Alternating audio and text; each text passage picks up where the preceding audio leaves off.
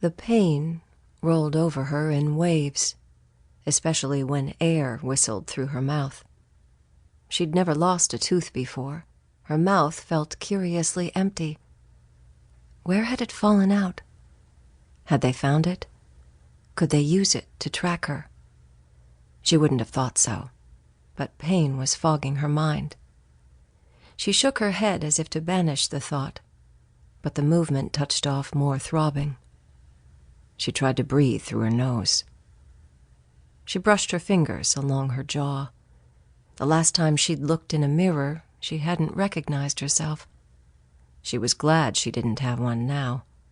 With luck, the makeup covered most of the damage. She walked up to the front door. A house, not an office or clinic, but a house. 2 stories, brick, surrounded by others just like it up and down the street. All of them identical, except for the color of the paint and which side the garage sat on. She took off her dark glasses and rang the bell. They'd told her to be there at 1400, but it was well past that now. A curtain of dusk was descending, and the air was heavy with the metallic smell that precedes snow. She shivered, unfamiliar clothes scratching her skin. Her coat was too flimsy for this bitter cold, but it was all she'd been able to get. She rang the bell again. She shoved her hands into her pockets and fingered her money. Cash only, they'd said. Dollars. Where were they? Maybe she should look. But as she started around to the back, a sudden movement startled her. Fear knifed through her.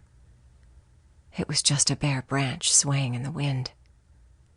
She let out a slow breath and watched the branch rise and fall, eerily silent in the fading light. Where was the sound? Back home, the wind made noise. Whether a whispering breeze or the shriek of a gale, it didn't sneak up on you. This quiet was unnerving. She cornered the house. A chain-link fence marked the edge of the property. Beyond it was a field with spindly clumps of grass poking through gritty snow. A tire lay on its side. The field was so flat. Civilization seemed to stop at the fence line. This part of the world was like that, she recalled. Something to do with a glacier. Perhaps she would fall off the edge of the world. She found a second door on the side of the house.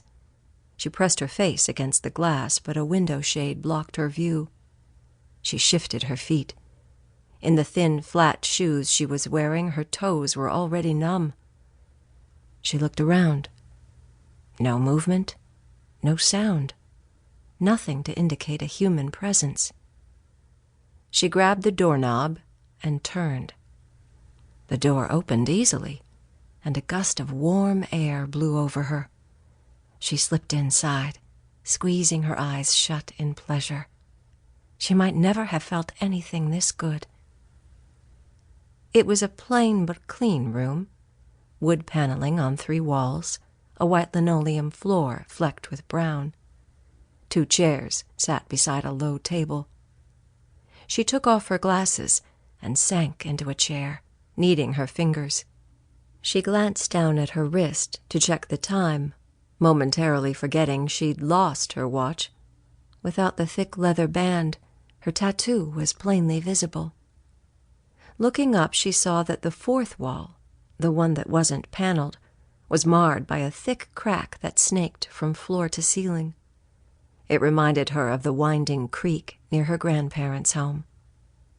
The one window in the room was covered with the same flimsy material as the door, but a thin strip of light seeped around its edges, enough to make out a light switch on the opposite wall. She went to it and flipped it on. Shading her eyes against the glare, she saw a door cut into the wall with the crack. To keep listening to this audiobook, I've left you a link in the description so you can do it, at no cost thanks to Audible's 30-day free trial.